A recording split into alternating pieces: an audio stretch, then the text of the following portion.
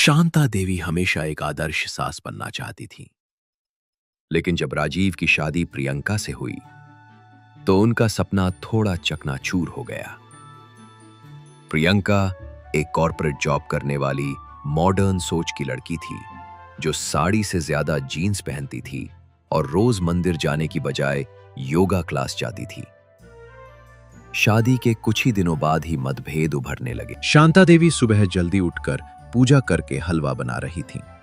Priyanka office जाने की जल्दी में थी। आज भी ऑफिस? बहू, थोड़ा घर के काम भी सीखो। माँ जी, मैं ऑफिस से आकर कर लूंगी ना, टाइम थोड़ा कम होता है सुबह। शांता देवी ने बिना कुछ कहे हलवा स्टील के डब्बे में रख दिया और चुपचाप अपने कमरे में चली गई। राजीव दोनों के बीच की दूरी महसूस कर रहा था, लेकिन वो जानता था कि समय ही सबसे बड़ा इलाज है। एक दिलचस्प मोड़ तब आया जब घर में करवा चौथ आया। प्रियंका ने सोचा इस बार सास को खुश करने का मौका नहीं गवाएगी। उसने पहली बार साड़ी पहनी, सज धज कर पूजा की तैयारी की और शांता देवी के हाथों से ही सगुन लिया। शांता देवी की आंखों में चमक आ गई।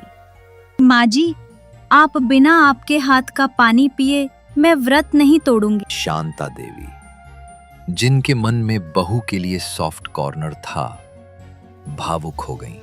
तू मेरी जैसी नहीं है, पर बुरी भी नहीं है। प्रियंका मुस्कुराई और चुपचाप उनके पैर छू लिए।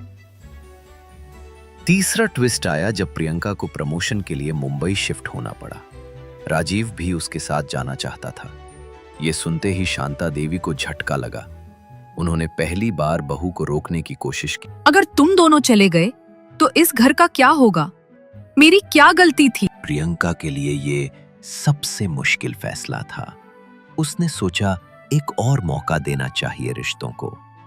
एक दिन प्रियंका ने शांता देवी को नाश्ता कराया और उनके पास बैठ गई। माँ जी, क्या मैं यहीं से काम कर सकती हूँ?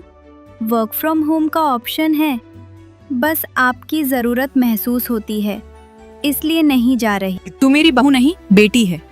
मैंने कभी तुझे समझने की कोशिश नहीं की, पर आज मैं जान गई, तू ही मेरे बुढ़ापे की ताकत है। रिश्ते वक्त और समझ से बनते हैं। सास और बहू के बीच की दीवार अगर थोड़ा धैर्य और प्यार से गिराई जाए तो एक घर मंदिर बन सकता है।